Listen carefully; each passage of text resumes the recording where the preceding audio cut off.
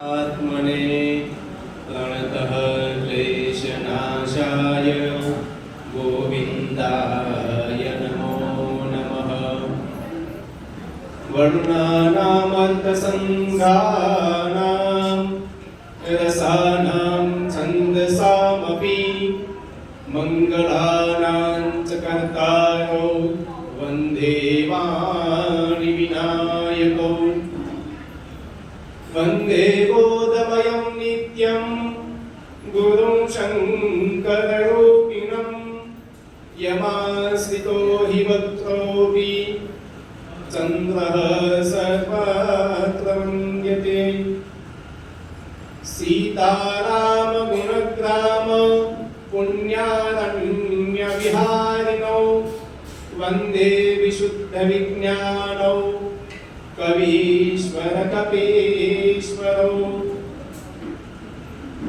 वन्दे देव उमापतिं सुरगुरुं वन्दे जगत्कारणं वन्दे पन्नगभूषणं मृगहरं वन्दे शशीनां पतिं वन्दे सूर्यशशाङ्कवहनिनयनं वन्दे मुकुन्दप्रियं वन्दे सुन्दरशशाङ्कवानिनयनं वन्दे मुकुन्दप्रियं। शान्तं शाश्वतमप्रमेयमनघं निर्वाणशान्तिप्रदं शम्भुफणीन्द्रसेव्यमनिशं वेदान्तवेद्यं विभुं रामाख्यं जगदीश्वरं सुरगुरुं मायामनुष्यं हरे। वन्देऽहं करुणाकरं रघुवरं गोपालचूडामणि।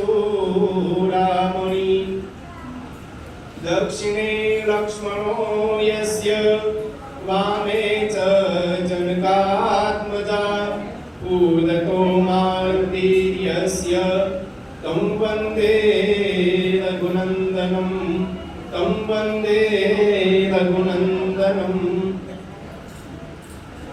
અહીંયા પધારેલા વલ્લભ નીતિના ટ્રસ્ટીશ્રીઓ, વાલા વૈષ્ણવો, આપ શ્રીના બધાના હૃદયમાં વિરાજમાન ઠાકોરજીને જય શ્રી કૃષ્ણ। આપણે અહીંયા સુંદર એવું ગોખલેશભાઈ પણ આયોજન કરી રહ્યા છે કે સૌ વૈષ્ણવોને ભગવત ભક્તિનો અને ભગવાન નામ સંકીર્તનનો લાભ મળે એ હેતુથી આ પ્રવચનમાળામાં આપણે અહીંયા ઉપસ્થિત થયા છીએ। તો અહીંયા ભરતજીના વિશે આપણે જાણવા માટે ભેગા થયા છીએ। તો ભરતજી તો ઘણા બધા થઈ ગયા આપણા પ્રાચીન સનાતન ધર્મના પ્રાચીન ઇતિહાસમાં ભરતજી તો ઘણા બધા થઈ ગયા, પણ એ ભરતજીઓમાં મુખ્ય 3 ભરતનું નામ સૌથી મોખરે છે। એમાં સૌથી પહેલા ભરતજી છે એ છે શકુંતલા અને દુષ્યંતના પુત્ર ભરત। તમે અભિજ્ઞા શાકુંતલ નામ સાંભળ્યું હશે। મહાકવિ કાલિદાસ વિરચિત અભિજ્ઞા શાકુંતલ નામનું એક મહાકાવ્ય છે। તો એ મહાકાવ્યમાં ભરતજીના વિશે એટલે કે શકુંતલા પુત્ર ભરતના વિશે બહુ ઘણું બધું વિસ્તારથી કહેવામાં આવ્યું છે। શકુંતલા હતા એ દેવયાનીના પુત્રી હતા અને કૌરવ ઋષિના આશ્રમમાં રહેતા હતા। ત્યાં દુષ્યંત છે એ ખૂબ જ મોટા રાજા છે અને ત્યાં જાય છે। સંપૂર્ણ ભારત દેશના રાજા કહેવામાં આવતા દુષ્યંતને। તો એ કૌરવના આશ્રમમાં જાય છે। એ બંને વચ્ચે પ્રેમ થાય છે અને ત્યાર પછીના ભાગમાં દુષ્યંત પોતાના આશ્રમમાં આવી જાય છે અને ત્યાં કૌરવ ઋષિના આશ્રમમાં ભરતજીનો જન્મ થાય છે। ત્યાર પછીના ભાગમાં ભરતજી મોટા થાય છે અને તમે સાંભળ્યું હશે કે એક બાળક છે, એ બાળક સિંહનું મોઢું ખોલીને સિંહના મોઢામાંથી એના દાંત ગણી રહ્યો છે। આવું તમે ક્યાંય ચિત્ર પણ જોયું હશે અને ક્યાંય વાંચ્યું પણ હશે। તો એ બીજું કોઈ નહીં પણ એ શકુંતલાના પુત્ર ભરતજી છે અને એના નામ ઉપરથી આપણા દેશનું નામ ભારત પડ્યું છે. આપણા દેશનું નામ ભારત કોના નામ પરથી પડ્યું છે? શકુંતલા અને દુષ્યંતના પુત્ર ભરતજી ઉપરથી. બીજા આવે છે જડ ભરત. બીજા આવે છે જડ ભરત. જડ ભરત એના નામ તમારે જડ છે. શું કામ? જડ વ્યક્તિ કોને કહેવામાં આવે?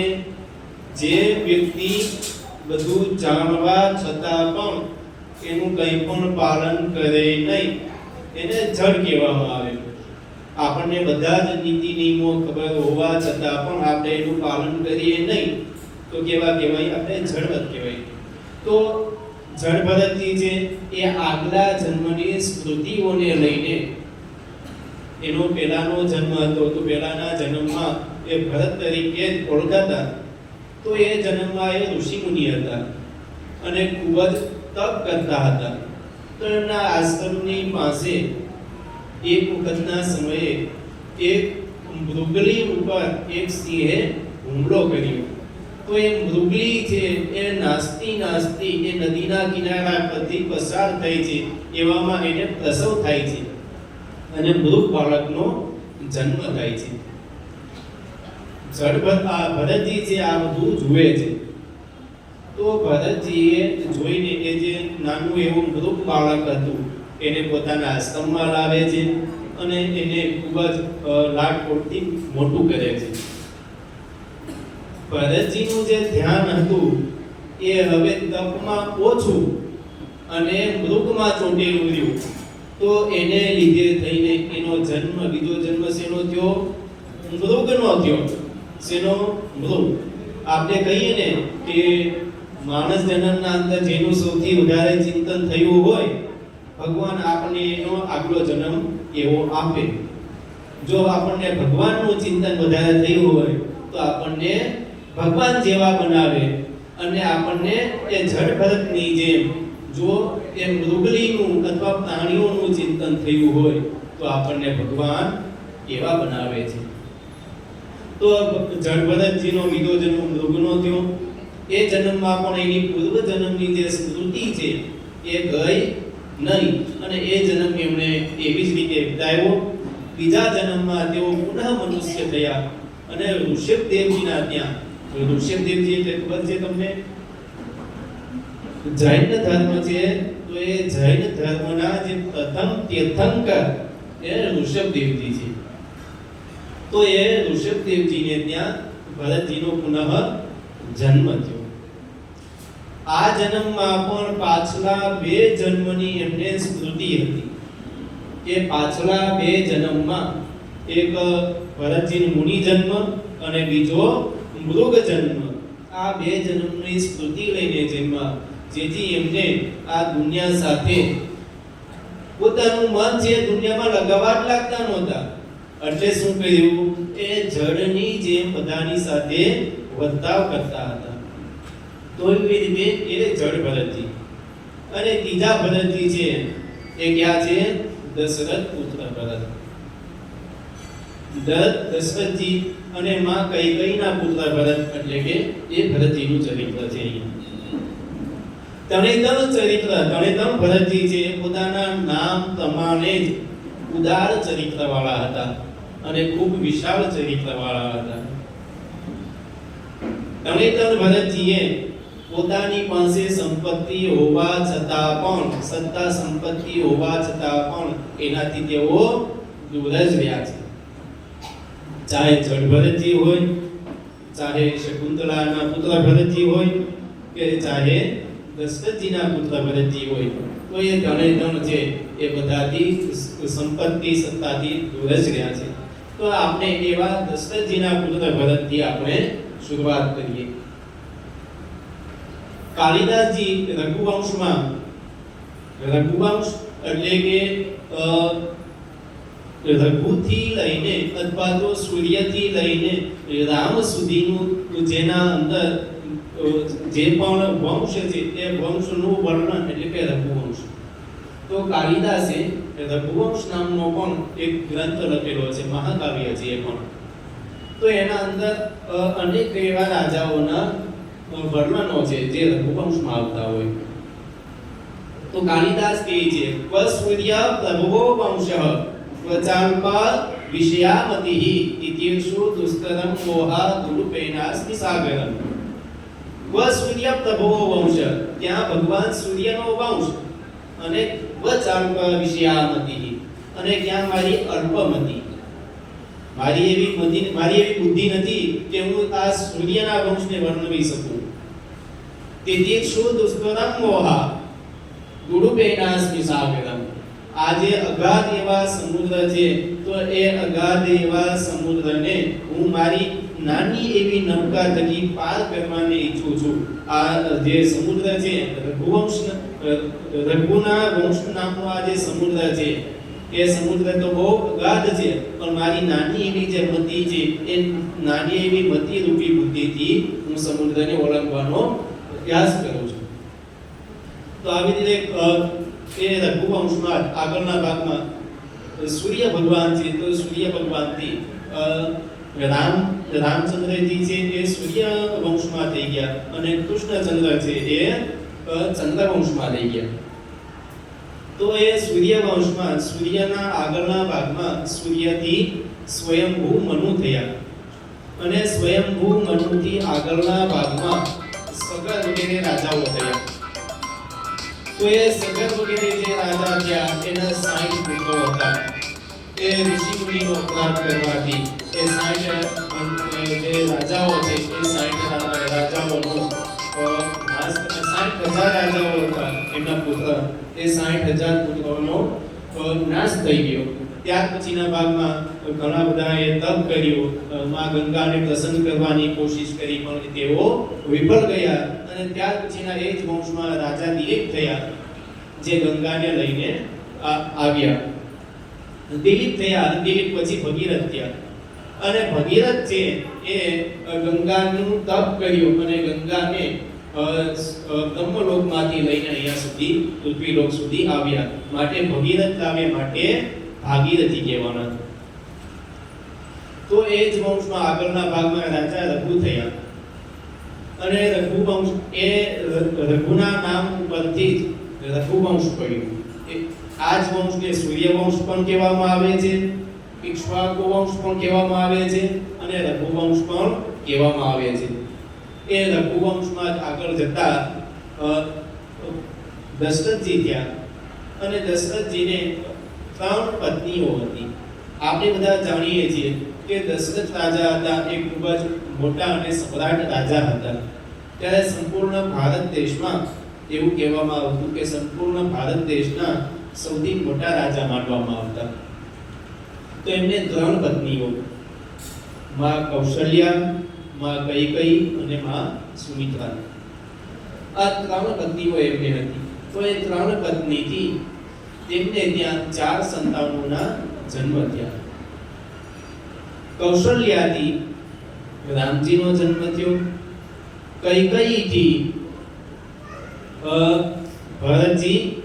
ભરતજીનો જન્મ થયો, અને સુમિત્રાથી લક્ષ્મણ અને શત્રુઘ્નનો જન્મ થયો.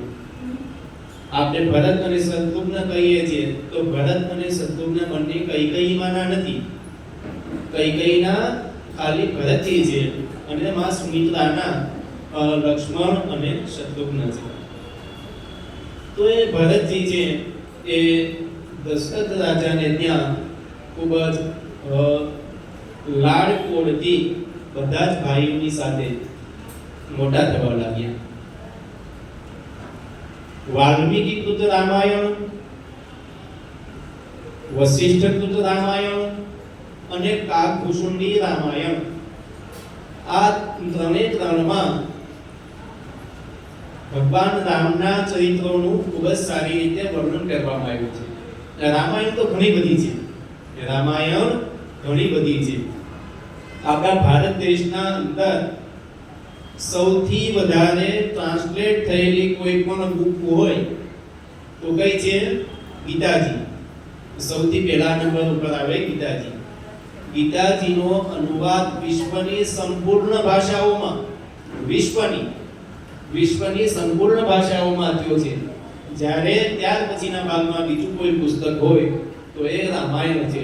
તો રામાયણનો અનુવાદ પણ ઘણી બધી ભાષાઓમાં થયેલો છે અને રામાયણના ઉપર પણ અનેક એવા મુનિજનોએ ટીકાઓ કરી છે.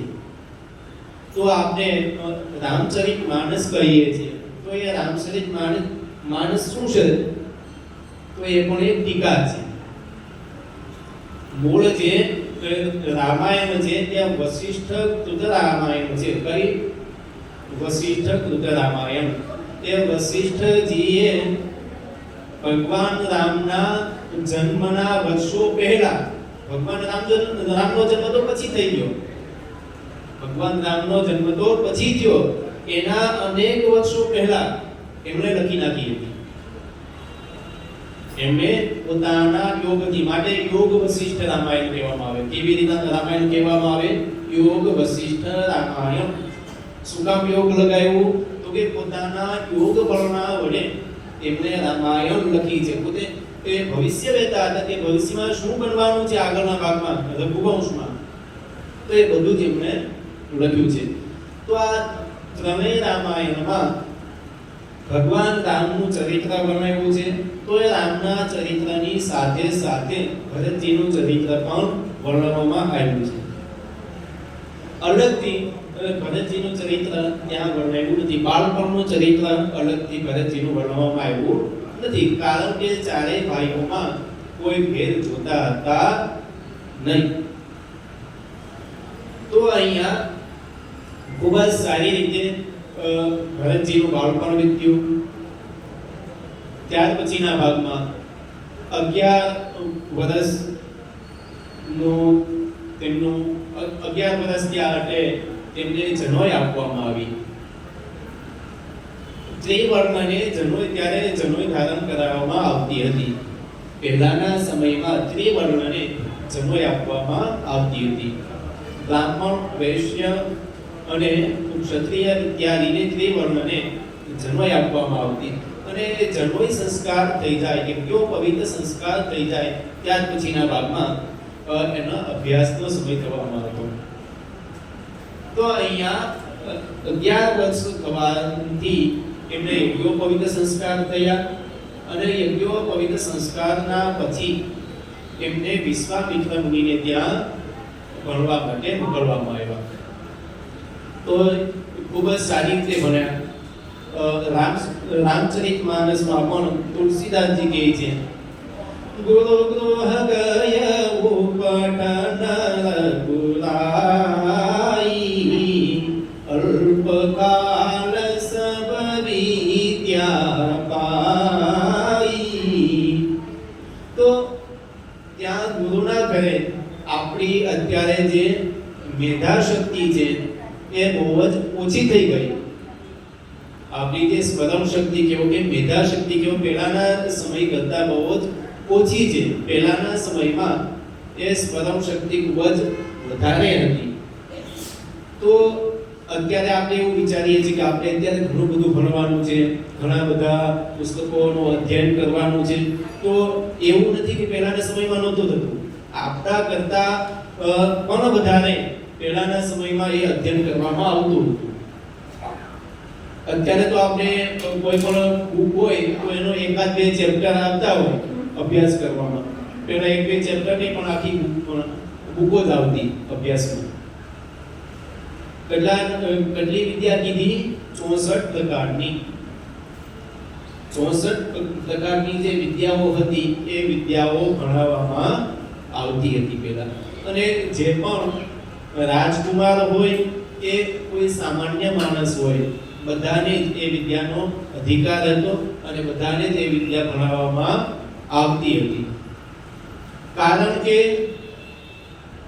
એ રાજ્યમાં નાનામાં નાનો માણસ પણ સચોટ રીતે ધર્મનું વર્ણન કરતો હતો. રામરાજ્યની આપણે વાત કરીએ તો રામરાજ્યમાં જે નાનામાં નાનો માણસ હતો એ પણ સચોટ રીતે કઈ પણ વાત કરતો હતો, ધર્મની સાથે વાત કરતો હતો. તો એ કેવી રીતે કરી શકે? તો કે એનો એટલો અભ્યાસ હોય તો જ કરી શકે. તો આવી રીતે ગુરુના ઘરે જઈને રામ અને એમની સાથે ભરતજી, લક્ષ્મણ અને શત્રુઘ્ન ચારેય ભાઈઓ છે એ ચારેય ભાઈઓએ ખૂબ જ સારી રીતે અભ્યાસ કર્યો અને ત્યાં વિદ્યા પ્રાપ્ત કરીને પુનઃ તેઓ પાછા ઘરે આવ્યા. ત્યાર પછીના ભાગમાં આપણે સાંભળીએ છીએ કે વિશ્વામિત્ર ઋષિ વગેરે પુનઃ દશરથ રાજાની પાસે આવ્યા અને દશરથ રાજાની પાસે આવીને પુનઃ તેઓએ માગણી કરી કે અમારે ત્યાં રાક્ષસો ખૂબ જ વધી ગયા છે અને યજ્ઞ, તપ, અનુષ્ઠાન ઇત્યાદિ કાર્ય થવા દેતા નથી, તો આપ રામ અને લક્ષ્મણને અમારે ત્યાં રક્ષા કરવાને માટે મોકલો. હજી બહુ એમની ઉંમર નથી થઈ ગઈ એટલી બધી, એમની ઉંમર પણ હજી નાની જ છે, તો પણ એ ઉંમર નાની અથવા મોટી હોવાથી કંઈ થતું નથી. એ એમનું વિદ્યા, પરાક્રમ અને યશના લીધે વિશ્વામિત્રજી છે એ દશરથજીને ત્યાં આવ્યા છે. દશરથજીએ પણ મોટા મને રામ અને લક્ષ્મણને એમને ત્યાં મોકલ્યા છે. તો આવી રીતે રામ અને લક્ષ્મણ ત્યાં જાય છે અને ત્યાં જઈને અનેક એવા રાક્ષસોને મારે છે. ત્યાર પછીના ભાગમાં સુપર્ણખાનો વર્ણન પણ ત્યાં આવે છે, એનો ઇતિહાસ પણ આવે છે. ત્યાર પછી રામ અને રાવણનું યુદ્ધ ઇત્યાદિ પણ આવે છે. તો અહીંયા જ્યારે એ બંને ભાઈઓને લઈને જાય છે તો એવામાં એ રાક્ષસોના સંહાર કર્યા પછી વિશ્વામિત્રજીને આમંત્રણ આવે છે મિથિલા નગરીમાંથી. મિથિલા નગરીના રાજા જે જનક એવા હતા, તો એ જનક એમને આમંત્રણ આપે છે અને પોતાની જે દીકરી છે સીતા, એમના સ્વયંવર એ માટે બોલાવે, સ્વયંવરના માટે બોલાવે છે. રાજા જનકે પણ એ સ્વયંવર કર્યો હોય દીકરીનો, તો એ માટે અનેક એવા રાજાઓને આમંત્રણ આપેલું હોય. તો વિશ્વામિત્રજી એના ગુરુ થતા એ બહાને એમને પણ આમંત્રણ મળ્યું. રામ વગેરેને પણ તેઓ, રામ અને લક્ષ્મણજીને પણ તેઓ સાથે લેતા ગયા. તો આગળના ભાગમાં રામે એ સ્વયંવરમાં ધનુષ્યનો ભંગ કર્યો અને સીતાજીની સાથે લગ્ન કર્યા. જ્યારે સીતાજીની સાથે લગ્ન કર્યા રામે, તો એ સમયે દશરથજીએ પણ કીધું કે મારા બીજા પણ 3 પુત્ર છે, તો એનું પણ આપણે સાથે સાથે કરવાનું છે. તો એ જનક રાજાના બીજા 2 ભાઈઓ હતા. જનક રાજાના બીજા 2 ભાઈઓ હતા. જનક રાજાના સીતાજી અને એના 2 ભાઈઓના થઈને બીજા 3 દીકરી હતા. એવી રીતે 4 દીકરીઓનું લગ્ન એક સાથે કર્યું છે. તો ભરતજીનું લગ્ન છે માંડવીના સાથે કર્યું છે. તો આવી રીતે ભરતજીએ પોતાનું વૈવાહિક જીવન ચાલુ કર્યું. આ બાજુ રામે રાવણને માર્યો. રાવણને માર્યા પછી તેઓ પુનઃ અયોધ્યાના રાજા બન્યા. હવે અયોધ્યાનો રાજા બન્યા એટલે અયોધ્યા પુનઃ પાછા આવ્યા. અયોધ્યા જ્યારે તેઓ આવે છે ત્યાર પછી અમુક સમયાંતરે રાજા દશરથ જુએ છે કે પોતે હવે વૃદ્ધાવસ્થાને પ્રાપ્ત થવા આવ્યા છે.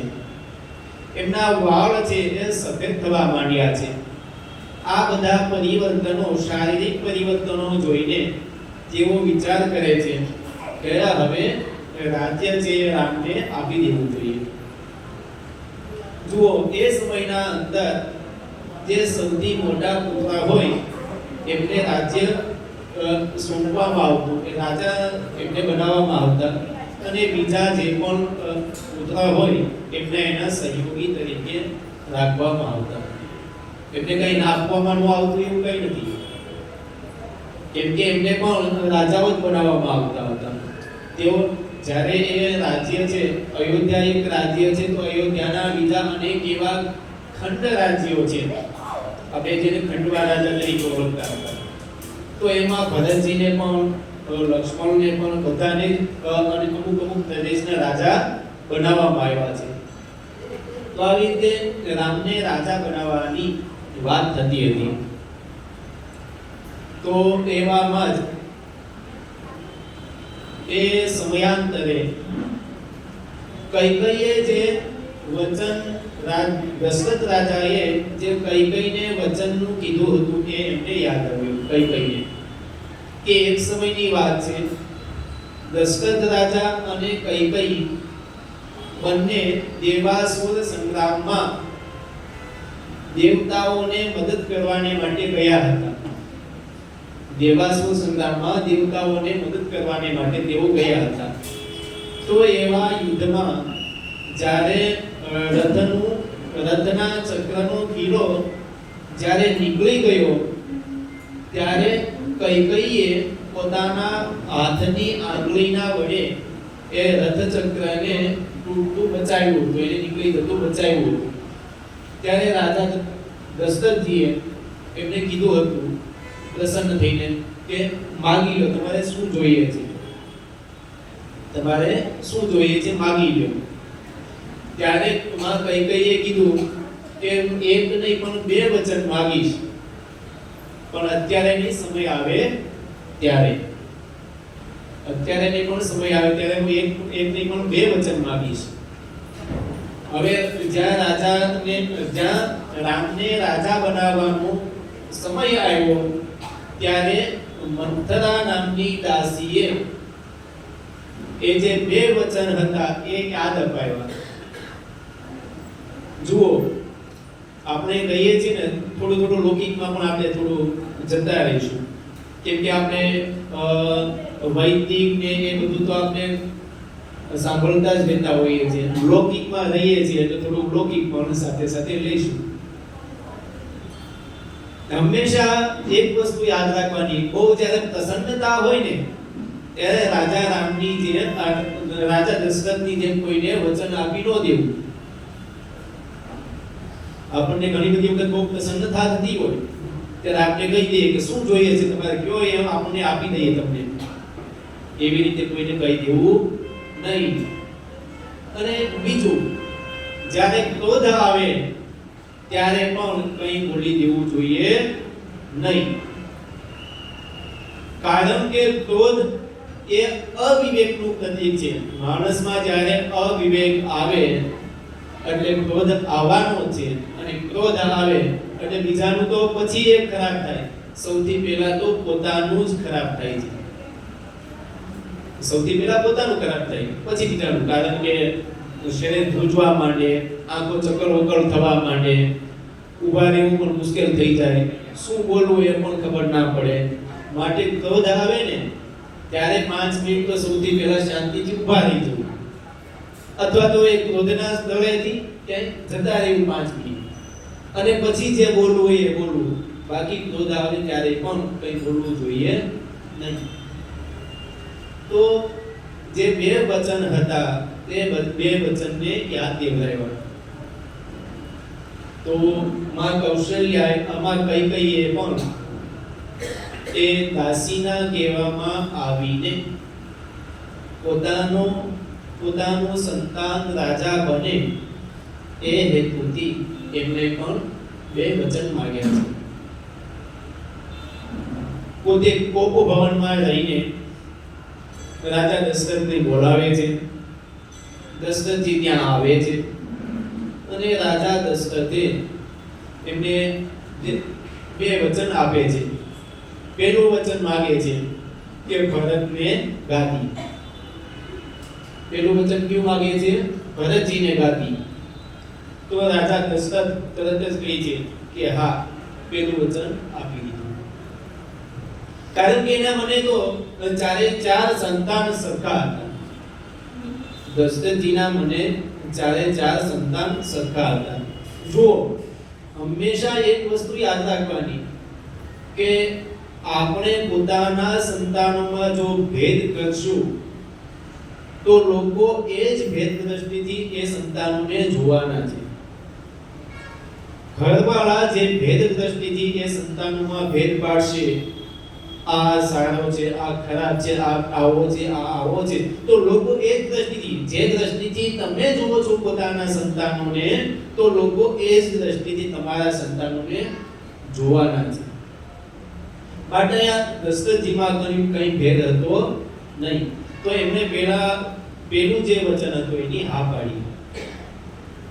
હવે માં કૈકેયીએ બીજું વચન માંગ્યું કે રામને વનવાસ. આ સાંભળીને દશરથજીને ખૂબ જ આઘાત લાગ્યો.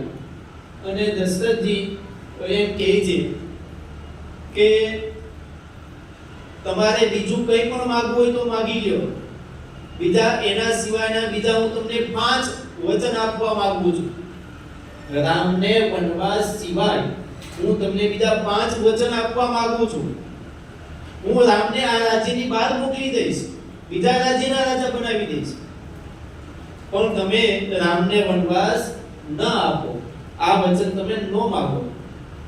પણ કૈકેયી જે છે એ પોતાના વચનથી વિચલિત થયા નહીં. તો આગળના ભાગમાં એ કૈકેયી વચન માંગે છે, રામ છે એને વનમાં મોકલે છે. આ બાજુના ભાગમાં ભરત અને શત્રુઘ્ન બંને પોતાના મામાને ત્યાં હોય છે. કૈકેયી છે એ કૈકેયી દેશના હતા. કૈકેયી દેશના હોવાથી એનું નામ કૈકેયી પડ્યું. અને બીજા એ દેશનું નામ શું છે? શુંગવેરપુર. એ શુંગવેરપુરના રાજા હોય છે અશ્વપતિ. એ અશ્વપતિના પુત્રી હતા કૈકેયી.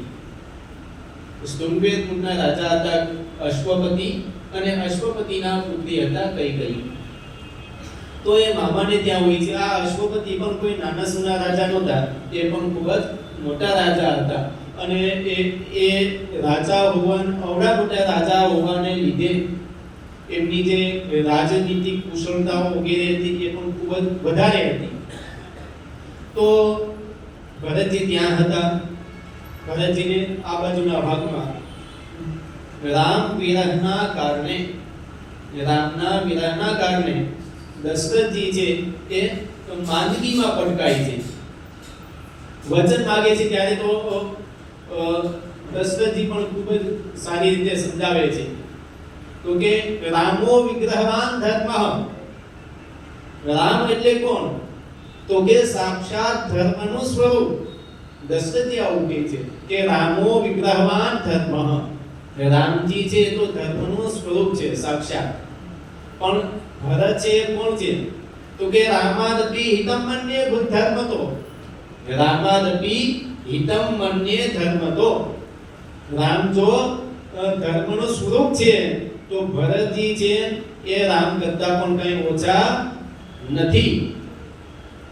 અને તમે ભરતજીને કહો છો કે એ ગાદી સ્વીકારશે, તો એ ગાદી સ્વીકારશે નહીં. કારણ કે તો સાક્ષાત રામાત અપી હિતમ મન્યે. રામ કરતા પણ એ ધર્મમાં ચડિયાતા છે. ભરત કેવા છે? રામ કરતા પણ રામાત અપી હિતમ મન્યે. રામ કરતા પણ તેઓ ચડિયાતા છે. તેઓ રાજકાર્ય લેશે નહીં. ભરતજીના ચરિત્રમાં આખું ચરિત્ર તમે જોશો તો ધર્મથી એક ડગલું પણ તે ચાલ્યા નથી. ધર્મ કરતા પણ એક ડગલું આગળ વધ્યા નથી. એનો એક સાક્ષાત ધર્મનું સ્વરૂપ છે. અને એ ધર્મનું સ્વરૂપ કેવું? રામ કરતા પણ વધારે. એટલે દશરથજીએ કીધું કે રામાત અપી હિતમ મન્યે ધર્મતો. હું ધર્મના બાબતમાં ભરતજીને રામ કરતા પણ ખૂબ આગળ માનું છું. તેઓ રાજ્ય સ્વીકારશે નહીં. આવી રીતે કૈકેયીને ઘણા બધા સમજાવ્યા. કૈકેયી માન્યા નહીં અને 2 વચન આપ્યા. અને એ રામના વિરામમાં રામ છે વનમાં પધાર્યા. પિતાના વચનને ખાતર રામજીને વનમાં પધાર્યા છે. જુઓ, ભગવાન રામજી એવું કહેતા કે નહીં મારે રાજ્ય જોઈએ છે, હું ક્યાંય પણ જઈશ નહીં, તો એને કોઈ ના પાડવા વાળું હતું નહીં. પ્રજાજન હતા તો પ્રજાજન એની સાથે જ હતા, રામની સાથે. તો બળવો કરવો હોય તો કરી શકે એમ હતા. તો સાધન શક્તિથી પણ તેઓ સંપન્ન હતા, પણ તેઓએ પિતાના વચનને ખાતર વનવાસને સ્વીકાર્યો છે. રામજી વનમાં પધાર્યા. આ બાજુના ભાગમાં દશરથજીએ દેહનો ત્યાગ કર્યો. રામના વિરહમાં તડપી તડપીને દશરથજીએ પોતાના દેહનો ત્યાગ કર્યો. અયોધ્યામાંથી ભરતજીને લેવા માટે સુમંત્રાને મોકલ્યા છે. સુમંત્રા છે એમના સારથી છે, તો સુમંત્રાને મોકલ્યા શૃંગવેરપુર અને ત્યાંથી ભરતજીને લાવવા માટે.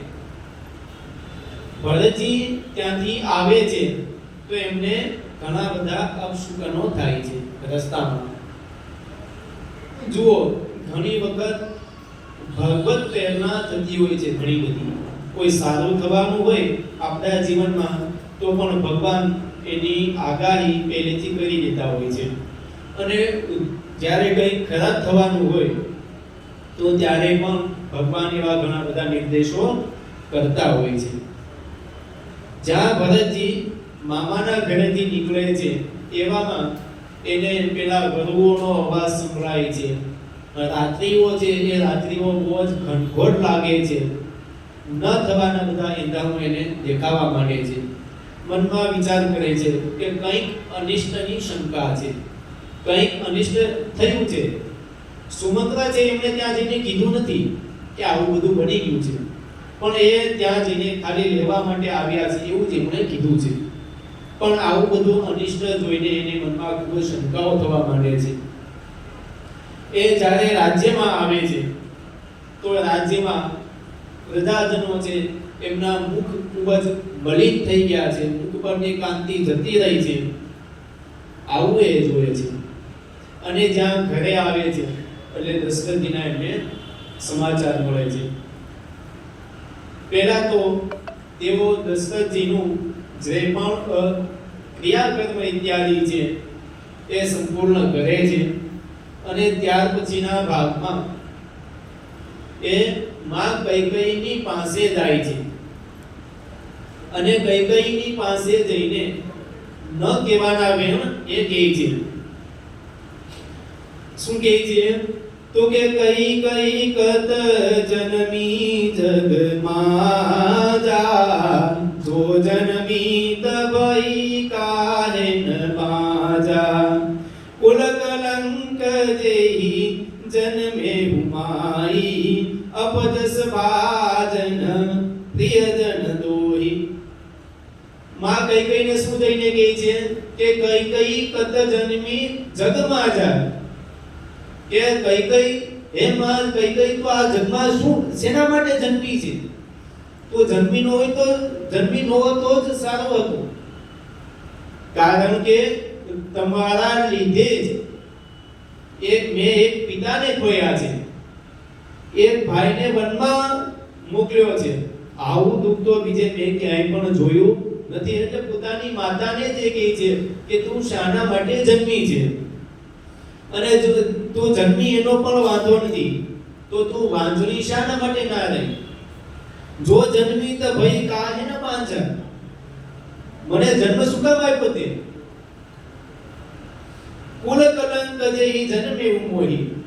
આ જન્મ મને આપ્યો એ જ મને સૌથી મોટું કલંક આપ્યું છે, કારણ કે ક્યાં આવો સૂર્ય વંશ, ક્યાં આવ્યો રામનો વંશ. સ્વયં ભગવાન પણ રામ એ વંશમાં જન્મેલા, એ વંશની ઉજ્જવળ એવી ક્રાંતિ, ઉજ્જવળ એવા પરાક્રમો, આ વંશમાં જન્મેલા એવા મને તે જન્મ આપીને શું કર્યું?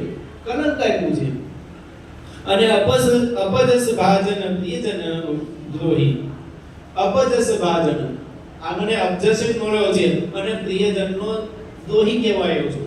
ભરતજીનો આમાં વાંક શું હતો? ભરતજીનો કંઈ પણ વાંક હતો નહીં. ભરતજીએ તો વિચાર્યું પણ નહોતું કે આવું થશે, પિતાનું મૃત્યુ થશે. પોતાનો જે પ્રિયમાં પ્રિય ભાઈ છે એ ભાઈને વનમાં જવું પડશે, આવું ભરતજીએ તો વિચાર્યું નહોતું.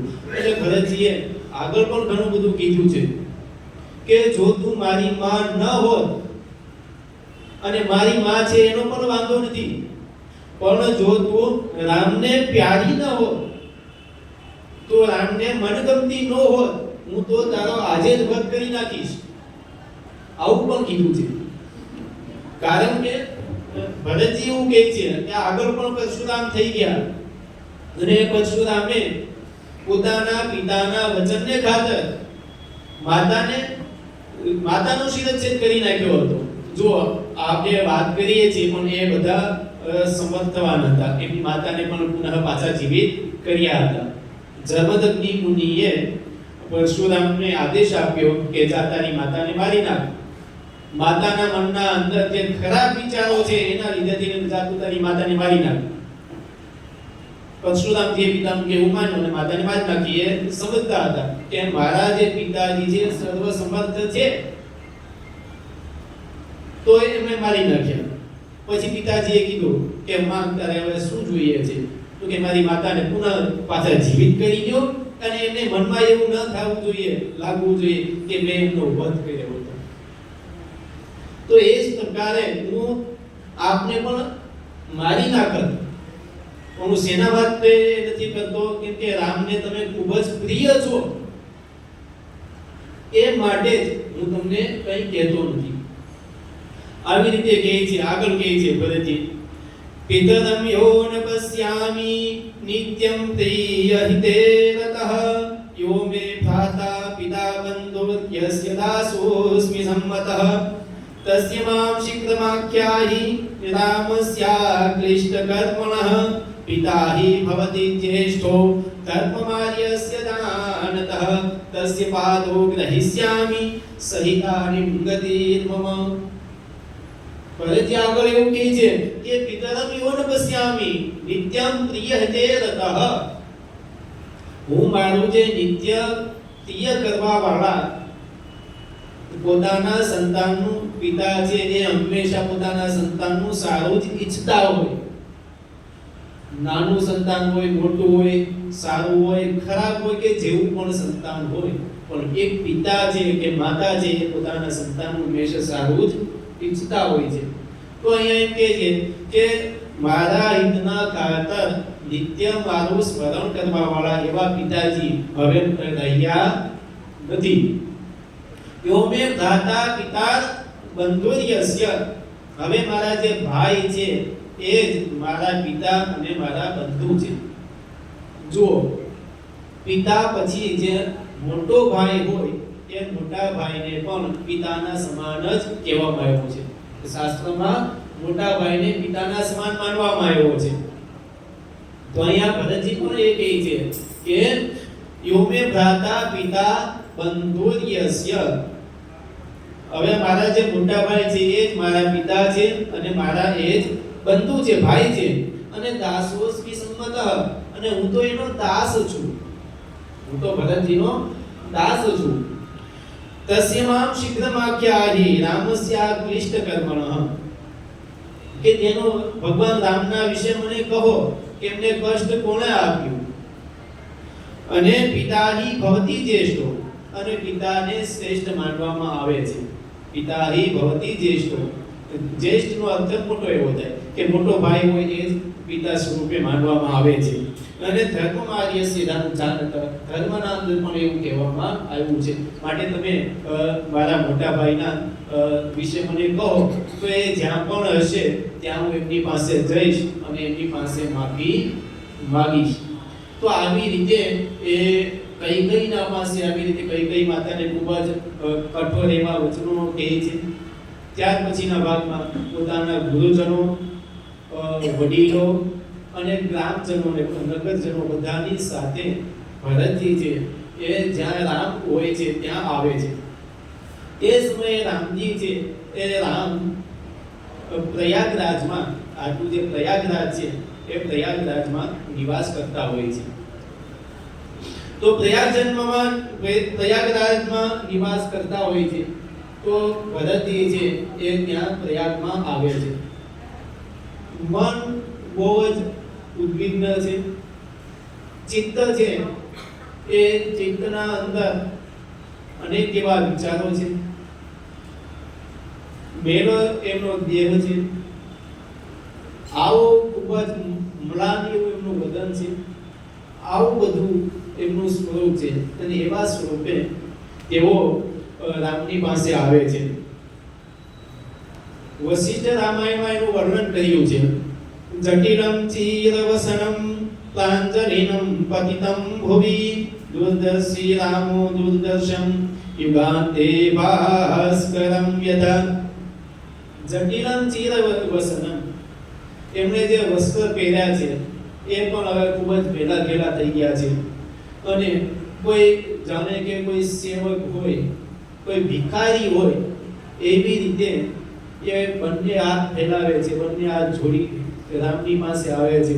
અને રામની પાસે આવીને એ તરત જ જ્યાં રામના દર્શન કરે છે એવામાં જ તેઓ બેભાન થઈને પડી જાય છે. જો ભરતજી છે એ ભરતજી પ્રેમ લક્ષણા ભક્તિનું ઉત્તમ સ્વરૂપ છે. ભરતજી એટલે પ્રેમ લક્ષણા ભક્તિનું ઉત્તમ સ્વરૂપ. તમે ભરતજીના અંદર એક પણ દોષ જોઈ ના શકો. ભરતજી જેવો પ્રેમ બીજો કોઈ પણ કરી ના શકે. અત્યારના ભાઈઓ છે તો અત્યારના ભાઈઓ પોતાના ભાઈને થોડી ઘણી સંપત્તિ વધારે જતી રહેશે, આ વિચારથી જતી ન રહી હોય, આ વિચારના લીધે તેઓ હજી લડવા માંડે. આપણે ગુજરાતીના અંદર કહેવત છે, જળ જમીન અને જોરું. તો મોટા ભાગે તો જમીનના લીધે જ બધું થતું હોય છે, ધનના લીધે અને જમીનના લીધે બધું થતું હોય છે. બે ભાઈઓ છે એ નાનેથી મોટા થયા હોય ત્યારે બે ભાઈઓ ક્યારેય પણ એકબીજાના કઈ વસ્તુ આપવામાં આનીકાની કરતા નથી. હંમેશા પોતાની પાસે જે રહેલી વસ્તુ હોય એ સામેવાળાને આપી દેતા હોય છે. ક્યારે તું વાપર ભાઈ, મારી પાસે આપેલું છે તું રાખ, મારે નથી જોતું. હવેના સમયમાં સમય એવો આવી ગયો કે એ બાળકો મોટા થઈ જાય એટલે બંને ભાઈઓ જાણે કે એકબીજાના દુશ્મન થઈ ગયા હોય એવી રીતે વર્તતા હોય છે. જાણે એકબીજાના દુશ્મન થઈ ગયા હોય એવી રીતે વર્તે. શેના માટે? થોડી કેવી જમીનના ટુકડા માટે અથવા તો થોડા ધનના માટે. બાકી તો એની વચ્ચે કઈ હોતું નથી. મેં તો આ જ બાબત હોય છે. અને આ બાબતના કારણે જ એ જે બે ભાઈઓ છે એ બે ભાઈઓની વચ્ચે તિરાડ પડતી હોય છે. તો અહીંયા ભરતજી બંને હાથ જોડે છે અને બંને હાથ જોડીને જાણે કે કોઈ અપરાધી હોય છે એ અપરાધીની જેમ એમની સામે રામની સામે ઊભા રહી છે. જ્યારે પેલો સુમંત્ર છે, જ્યારે એ રામના પાસે આવે છે તો એમાં ગૃહરાજ નિષાદ પણ મળે છે એમને. નિષાદરાજ ગૃહ એનું નામ છે ગૃહ. તો ગૃહ એમને મળે છે તો એ અનેક પ્રકારે એમની પરીક્ષા પેલા રહી છે ભરતજીની. જો ભરતજી અત્યારે રાજ્યના અંદર રાજા કોણ? ભરતજી છે. ભરતજી જ્યારે પોતાનું લોકોની સાથે બધા સ્વજનોની સાથે આવે છે ત્યારે એ નિષાદરાજ ગૃહ કહે છે કે તમારે તો અત્યારે રાજ્યમાં હોવું જોઈએ, તમે અત્યારે કેમ અહીંયા આવ્યા છો? શું તમે તમારા ભાઈની સાથે ઝઘડવા માટે આવ્યા છો? તો તમે આટલી બધી સેના લઈને આવો. બાકી મળવા વાળો વ્યક્તિ હોય એટલી બધી સેના રાખીએ નહીં સાથે. તમારી એટલું બધું સૈન્ય, મોટું બધું સૈન્ય જોઈને, કેમ કે સાથે નગરના સમસ્ત નગરના લોકો ત્યાં આવ્યા હોય છે ભરતજીની સાથે મળવા માટે, રામને મળવા માટે, રામને પાછા લઈ જવા માટે. તો પેલો ગુહદાસ તો એના ઉપર જ શંકા કરે છે કે તમે જ રામને ત્યાં મોકલ્યા છે વનમાં, અને પાછા એની ઉપર તમે જ આક્રમણ કરવા માટે આટલું બધું સૈન્ય લઈને આવ્યા છો? આવી રીતે ઘણો બધી એમની શંકાઓ કરે છે. ભરતજી છે એ ખૂબ જ શાંત ચિત્તથી એમને જવાબ આપે છે.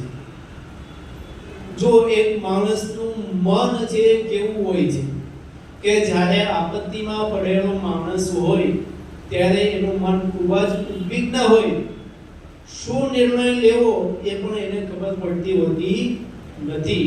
પણ અહીંયા એક ભરતજી છે, એમણે આટલી પ્રતિકૂળ સ્થિતિ હોવા છતાં પણ પોતે ક્ષમતાને જાળવી રાખી છે. શુદ્ધ મનથી અને શાંત ચિત્તથી એ ખૂબ જ સારી રીતે જવાબ આપે છે. ગોહરાજ દિશા તો એક નાનો એવો રાજા હતો, વનનો નાનો એવો રાજા હતો. તો એ નાનો એવો રાજા થઈને આવડા મોટા રાજાને એવું કહે કે તમે પોતાના ભાઈને મારવા માટે આવ્યા છો, તો આ તો ખૂબ જ ખોટું કહેવાય. આવડા મોટા રાજાને કેવું એવું? તો પણ ભરતજી છે એ કંઈ પણ એ મનમાં લાવ્યા વગર ખૂબ જ શાંતિથી એમને જવાબ આપે છે. તો આવી રીતે ભરતજી રામની આગળ આવે છે. રામની આગળ આવીને ખૂબ જ રામને વિનંતી કરે છે. ભવભૂતિ વગેરે એ ભવભૂતિ કરીને કવિ થઈ ગયા, જેમણે ઉત્તર રાઘવ કરીને ગ્રંથ લખેલો છે. તો એમાં એમણે પેલા જે પથ્થર હોય ને એ પથ્થરને રડાવ્યા છે. કોને રડાવ્યા છે? પથ્થરને. કે જ્યારે સીતાજી છે એ સીતાજી જ્યારે લક્ષ્મણ રામ જ્યારે પેલા વનની પાછળ ભાગે છે ત્યારે રાવણ આવીને સીતાજીનું હરણ કરે છે. ત્યાર પછીના ભાગમાં જે રામની સ્થિતિ છે એ સ્થિતિ ત્યાં વર્ણવે છે કે રામ વૃક્ષોને પણ પૂછે છે કે તમે સીતાજીને જોયા છે? મારી વાલી જે પત્ની હતી એને તમે ક્યાંય જોઈ છે? કોઈ એને લઈ ગયું છે? આવી રીતે એને પૂછે છે. વૃક્ષો કાંઈ જવાબ આપતા નથી. પેલા પથ્થરની પાસે જઈને પથ્થરને પણ પૂછે રામ કે તમે મારી પત્નીને જોઈ છે? મારી વાલી પત્નીને જોઈ છે તમે? તો એ પથ્થર જવાબ આપતા નથી. પણ પથ્થરના ઉપરથી જે પડતું પાણી છે એને જોઈને એ વર્ણન કરે છે કે આ પથ્થરે કંઈ જાણતો હોતો નથી. એ મારી જેવું જેને દુઃખ લાગે છે, જેવી રીતે હું પણ ખૂબ જ દુઃખી થઈને આંસુ સારું છું, એવી રીતે આ પથ્થર પણ એ રડી રહ્યો છે. તો આવી રીતે એમણે તો પથ્થરને રડાવ્યા છે. પણ આ ભરતજીએ તો સંપૂર્ણ નગરીને રડાવી છે. સંપૂર્ણ નગરીની સાથે ભરતજી એ રામની પાસે આવે. રામને અનેક એવી વિનંતી એવું કરે છે કે તમે પુનઃ પાછા આવી જાઓ, મારે કોઈ જ રાજકાર્ય જોતું નથી. હું તો તમારો દાસ થઈને જીવીશ, મારે કંઈ પણ જોતું નથી જીવનમાં. તમે પુનઃ પાછા આવી જાઓ. માં કૈકેયીનું કહે છે કે એમનાથી પણ ભૂલ થઈ ગઈ છે, તમે પાછા પુનઃ આવી જાઓ. આવી રીતે ખૂબ જ રામને વિનંતી કરે છે. તો રામ પોતાનો જે નિર્મળ યશ છે, પોતાનો જે નિર્મળ વંશ છે એનું વર્ણન કરે છે કે આપણા જીવનમાં ક્યારેય પણ આપણા વડીલોએ પોતાના વચનને તોડ્યું નથી. કોઈ પણ રાજા હશે રઘુવંશના, એને આજ સુધીમાં પોતાના વચનને તોડ્યું નથી. તો હું પિતાના વચનને કેમ તોડી શકું? જે વચનના ખાતર પિતાએ દેહનો ત્યાગ કર્યો એ વચનને હું કેવી રીતે તોડી શકું? બહુ ઘણી બધી રીતે એમને સમજાવે છે, પણ તે તો પણ ભગવાન રામ માનતા નથી. ત્યારે ભરતજી છે એ વિચારીને આવ્યા હોય કે જો રામ છે એ રામ પુનઃ પાછા નહીં આવે તો હું પણ જઈશ નહીં, અહીંયા જઈશ એમની સાથે. રામને કહે છે કે તમે જો નહીં આવો તો હું અહીંયા જ રહીશ, તમારી સેવા કરીશ અને તમારી સાથે જ રહીશ. ત્યારે રામ સમજાવે છે કે તમે અત્યારે રાજ્યના અંદર કોઈ પણ છે નહીં, તમારે રાજ્યમાં રહેવું જોઈએ. તમે જો રાજ્યમાં નહીં રહો તો કોઈ આક્રમણ કરી દેશે. જો રાજા વગરનું રાજ્ય હોવું જોઈએ નહીં. પહેલાના સમયમાં અને આજના સમયમાં પણ એ જ નિયમ લાગુ પડે. જ્યારે રાજા વગરનું રાજ્ય થાય એટલે રાજ્યના અંદર ચોર લૂંટારાઓ ડાકુઓ વધી જાય અને કોઈ રાજ્ય લઈ પણ જાય. તો ભરતજીને કહે છે, તો ભરતજી પણ ના પાડે છે કે નહીં, હું તમને લીધા વગર જઈશ નહીં. તો ભરતજી પોતાની સાથે સુવર્ણની પાદુકાઓ છે એ લેતા આવ્યા હોય છે રામના માટે.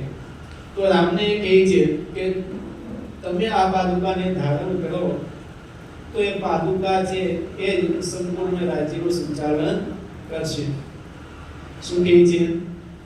અધિરોહારી પાદાભ્યામ પાદુકે હેમમૂષિતે એતેહિ સર્વલોકસ્ય યોગક્ષેમં વિધાસ્યતિ સોધિરુય નરવ્યાઘ્ર પાદુકે વ્યમુંચસ તાયત્સુ મહંતેજા વદદાય મહામુને. કે હે પ્રિય ભાઈ, તમે આ પાદુકાને ધારણ કરો. જો તમે આવવાની ના પાડો છો તો બીજું તો કઈ આમાં શક્યતા છે નહીં. આપ પણ આ પાદુકાને ધારણ કરો અને પાદુકાને ધારણ કર્યા પછી મને પાદુકા આપી દો તમારી. તો એ પાદુકા છે એ જ આ રાજ્યનું સંચાલન કરશે. એવી રીતે ભગવાન રામ એ સુવર્ણની પાદુકાને ધારણ કરે છે અને ભરતજીને આપે છે. કોણ એવો વ્યક્તિ હશે કે જે પોતાની પાસે આવેલી સત્તાને જવા દે? કોણ એવો વ્યક્તિ હશે કે જે પોતાની પાસે આવેલી સંપત્તિને જવા દે? અત્યાર સુધીમાં કોઈ એવો રાજા કે કોઈ થયો નથી કે જે પોતાની પાસે રાજ્ય આવતું હોય જવા દે. આપણામાંથી પણ કોઈને કીધું હોય કે ચાલો તમને 5 કરોડની રોકડી મળે છે, કોઈ ના ન પાડે કે હું નહીં લઉં. અહીંયા ભરતજીને આખું રાજ્ય મળવાનું હતું, સંપૂર્ણ સમૃદ્ધિ મળવાની હતી, પણ તો પણ ભરતજીએ એ ઠુકરાવી દીધી કે મારા ભાઈના પ્રેમની સામે આ કઈ જ વસ્તુ નથી. જે છે એ ધાતુ પ્રેમ છે. તો આવી રીતે સંપત્તિને ઠુકરાવી ભરતજી છે એ ભગવાન રામની સુવર્ણ પાદુકાઓ છે એ સુવર્ણ પાદુકાઓ લઈને પુનઃ એ રાજ્યમાં આવતા નથી. અયોધ્યાની બહાર નંદીગ્રામ કરીને એક ગામડું છે જે એમણે વિકસાવ્યું છે. એ ત્યાં અયોધ્યાની બહારના ભાગમાં જ આવે છે. જે સુવર્ણની પાદુકાઓ છે એને સિંહાસન પર બદલાવે છે. ત્યાંથી તો પોતાના મસ્તક પર લઈને આવે છે. આંખોમાંથી આંસુ ચાલ્યા જાય છે. પોતાની સ્થિતિ છે એ દીન જેવી સ્થિતિ થઈ ગઈ છે. નથી કાંઈ બોલતા કોઈની સાથે કે એ જળવત સાવ થઈ ગયા છે. આવા ભરતજી એ રામની પાદુકાઓને પોતાના મસ્તક પર મૂકીને આવે છે અને આવીને પાદુકાઓને સિંહાસન પર બદલાવે છે અને પોતે પુનઃ રાજ્યમાંથી બહાર જ્યાં નંદીગ્રામ કરીને એક નાનું ગામડું છે ત્યાં રહેવા માટે જતા રહે છે. જ્યાં સુધી રામે વનમાં વાસ કર્યો છે 14 વર્ષ સુધી, ત્યાં સુધી ભરતજી છે એ પણ રાજ્યમાં આવ્યા નથી, એ પણ અયોધ્યામાં આવ્યા નથી. એમણે મનમાં સંકલ્પ કરેલો હતો કે જ્યારે રામ પાછા આવશે, જે પણ 14 વર્ષનો વનવાસ છે, વનવાસ પૂરો કરીને જ્યારે ભગવાન પાછા આવશે ત્યારે હું રાજ્યમાં પ્રવેશ કરીશ, એ સિવાય હું રાજ્યમાં આવીશ નહીં. તો ભરતજી છે 14 વર્ષ સુધી એ નંદીગ્રામમાં રહ્યા છે. પોતાનો ભાઈ તાપસ વેશ ધારણ કરીને વનમાં ફરે છે એ માટે ભરતજીએ પણ 14 વર્ષ સુધી તાપસનો વેશ ધારણ કર્યો છે. તાપસનો વેશ એટલે અત્યારે તો પેલા વસ્ત્રને બધું પહેરે છે સંન્યાસીઓ. પહેલાના ભાગમાં સંન્યાસીઓ એ વસ્ત્ર પહેરતા નહીં, એ વલ્કલ વસ્ત્ર પહેરતા. કેવા વસ્ત્ર? વલ્કલ વસ્ત્ર. જે ઝાડની છાલ અને પાનમાંથી બનાવેલા હોય એને વલ્કલ વસ્ત્ર કહેવામાં આવે. તો તાપસ એટલે કે જે તપસ્વી લોકો હોય ને તાપસ કહેવામાં આવે. તો તપસ્વી લોકો એ વસ્ત્રને પહેરતા. તો રામ લક્ષ્મણ સીતાજી વગેરે પણ એ તાપસ વસ્ત્રને ધારણ કરતા, એટલે લક્ષ્મણજીએ પણ પોતાના રાજસી વસ્ત્રોનો ત્યાગ કરીને તાપસ વસ્ત્રને ધારણ કર્યા છે. પોતે કંદ અને ફળ ખાઈને જીવન વ્યતીત કરે છે. તપસ્વીઓ વનમાં રહેવા વાળા લોકો હોય એની પાસે બીજો આહાર શું હોય તો એ કંદ મૂળ ફળ વગેરે હોય તો એ ખાઈને પોતાનું જીવન નિર્વાહ કરે. એવી રીતે ભરતજી છે એ પણ કંદ મૂળ વગેરે ખાઈને પોતાનો જીવનનો નિર્વાહ કરે છે. અને આવી રીતે રાજ્યનું સંચાલન કરતા કરતા એ 14 વર્ષ પૂરા કરે છે. જ્યારે રામ ભગવાન જ્યારે પાછા આવે છે 14 વર્ષના વનવાસના અંતે, ત્યારે લક્ષ્મણજી એમની પાસે માગે છે, અર્થન ધર્મન કામ રુચિ ન ગતિ ન સહવો નિર્માણ જન્મ જન્મ રતિ રામ પદ યહ બલદાનુન આન. શું કહે છે કે અર્થન ધર્મન કામ રુચિ ન સહવો નિર્માણ, કે જે ચારે ચાર પુરુષાર્થ છે એ ચારે ચાર પુરુષાર્થને ધર્મ, અર્થ, કામ અને મોક્ષ. ધર્મ ન અર્થ ન કામ ન રુચિ ન નિર્વાણ. નિર્વાણ એટલે મોક્ષ. મોક્ષને શું કહેવામાં આવે? નિર્વાણ કહેવામાં આવે. તો આ ચારે ચારને હું ઈચ્છતો નથી, ન ચાહું, હું ચાહતો નથી. ધર્મ, અર્થ, કામ અને મોક્ષને હું ચાહતો નથી. હું તો જન્મ જન્મ રતિ રામ પદ, મને જન્મો જન્મ ભગવાન શ્રી રામની ભક્તિ મળે, બીજું મારે કંઈ પણ જોતું નથી. અત્યારે રાજકોટ તો જવા દીધું, પણ જન્મો જન્મ સુધી મને ભગવાન શ્રી રામના ચરણ કમળની ભક્તિ મળે, એ સિવાય હું બીજું કંઈ પણ ચાહતો નથી. અને એની એ જ વાત યોગ વશિષ્ઠ રામાયણમાં કીધી છે. પરમ યાચે રઘુનાથ યુષ્મત પાદાબ્જ ભક્તિ સતતમ મમાસ્તુ ઇદં નાથ વરમ પ્રયાચે પુનઃ પુનસ્વામિદમેવ યાચે. પરમ યાચે રઘુનાથ યુષ્મત, હે રઘુનાથ, હું આપની પાસેથી બીજું કંઈ પણ માંગતો નથી. પાદાબ્જ ભક્તિ સતતમ મમાસ્તુ, આપના ચરણ કમળની જે ભક્તિ છે એ જ હું વારંવાર યાચું છું. ઇદમ નાથ પરમ પ્રયાચે પુનઃ પુનસ્મામ ઇદમેવ યાચે, હું બીજું કંઈ પણ ચાહતો નથી. મને ખાલી તમારા ચરણ કમળની ભક્તિ મળે, એ જ હું ચાહું છું. અને આગળના ભાગમાં ભરતજી છે એ ભરતજીને ભગવાન રામ છે 14 વર્ષના વનવાસના અંતે તેઓ પુનઃ પાછા આવે છે. ત્યારે ભરતજી એમને રાજ્ય પાછું આપે છે, સોંપે છે. ભગવાન શ્રી રામ રાજા બને છે. ત્યારે એમના જે ભાઈઓ છે, બીજા 3 ભાઈઓ લક્ષ્મણ, ભરત અને શત્રુઘ્ન, એ ત્રણેય ભાઈઓને પણ અલગ અલગ દેશના રાજા બનાવવામાં આવે છે. અલગ અલગ દેશના રાજા એમને બનાવ્યા છે. ભરતજીએ યક્ષોની સામે યુદ્ધ કર્યું છે અને યુદ્ધ કરીને સિંધુ નદીના કિનારાનો જે પ્રદેશ છે એ જીત્યો છે. એ સિંધુ નદીના કિનારાનો પ્રદેશ જીતીને તેઓ ત્યાંના રાજા બન્યા છે. ભરતજીના 2 સંતાન તક્ષ અને પુષ્કળ. ભરતજીને 2 સંતાન છે, તક્ષ અને પુષ્કળ. જ્યારે ભરતજી છે એ થોડા વૃદ્ધાવસ્થા ને પ્રાપ્ત થયા, રામજી છે તો રામજી એવું માનવામાં આવે છે કે ભગવાન રામ અને ચારેય ભાઈઓએ 160 વર્ષ સુધી રાજ્ય કર્યું છે. 160 વર્ષ સુધી એમણે રાજ્ય કર્યું છે. તો ભરતજી છે, ભરતજીએ પણ પોતાના જે બંને સંતાન હતા, પુષ્કળ, તક્ષ અને પુષ્કળ, એ બંનેના નામથી 2 નગરીઓ વસાવી. તક્ષના નામથી તક્ષશિલા બનાવી અને પુષ્કળના નામથી પુષ્કળાવતી બનાવી. અત્યારે આ બંને નગરના અવશેષો હાલમાં પણ હજી મોજૂદ છે. તક્ષના પછી તક્ષશિલા છે, એ પણ અત્યારે પાકિસ્તાનમાં આવેલું છે. તક્ષશિલા જે પહેલાના સમયમાં નોલેજનું હબ ગણાતું હતું, જ્યાં અનેક એવા વિદ્વાનો થઈ ગયા અને જે મોટી વિદ્યાપીઠ માનવામાં આવતી તક્ષશિલા આપણા ઇતિહાસમાં એ મોજૂદ છે.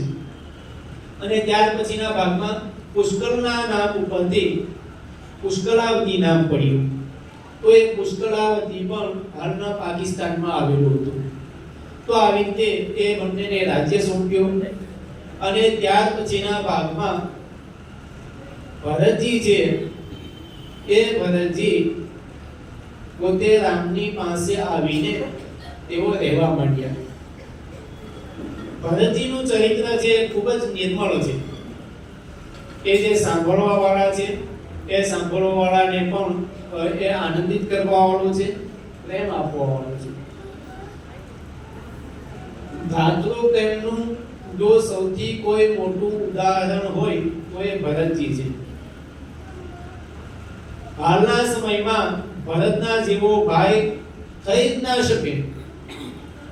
ભરતજી જેવો કોઈ ભાઈ થઈ જ ના શકે, જેમણે ભાઈના હિતના ખાતર જેમણે રાજ્યને ત્યાગી દીધું, જેમણે ભાઈની ખુશીના માટે રાજ્યને છોડી દીધું, ધનને છોડી દીધું.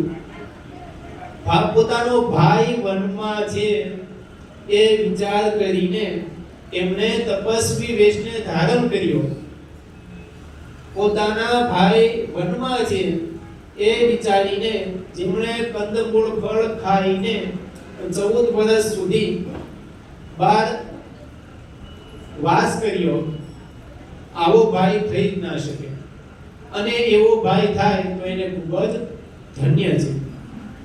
અને અંતમાં રામજી છે એ રામ, ભરત, લક્ષ્મણ, શત્રુઘ્ન વગેરેએ પોતાનો જે અવતાર કાર્ય છે એ પૂર્ણ કર્યું. અને અવતાર કાર્ય પૂર્ણ કરીને સરયુ નદીમાં થઈને તેઓ પુનઃ પોતાના ધામમાં પધાર્યા.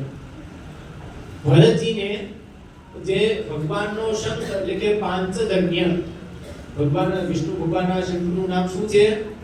પાંચજન્ય. ગદાનું નામ કૌમોદિકી ગદા અને ચક્રનું નામ સુદર્શન.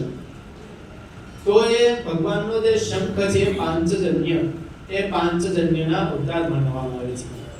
ભરતજીને પાંચજન્ય શંખના અવતાર માનવામાં આવે છે.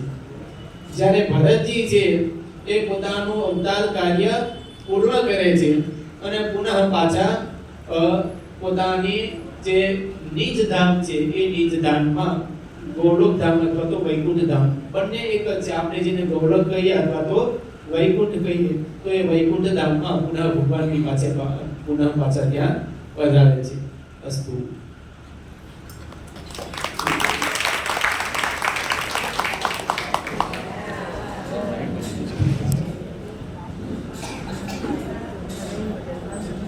જય શ્રી કૃષ્ણ. પરમ આદરણીય મુખિયાજી હરેશભાઈ પંડ્યાની ભગવતી વાણીમાં આપણે સૌએ રામાયણમાં ભરત ચરિત્રની કથા સાંભળી અને ખૂબ ધન્ય થયા.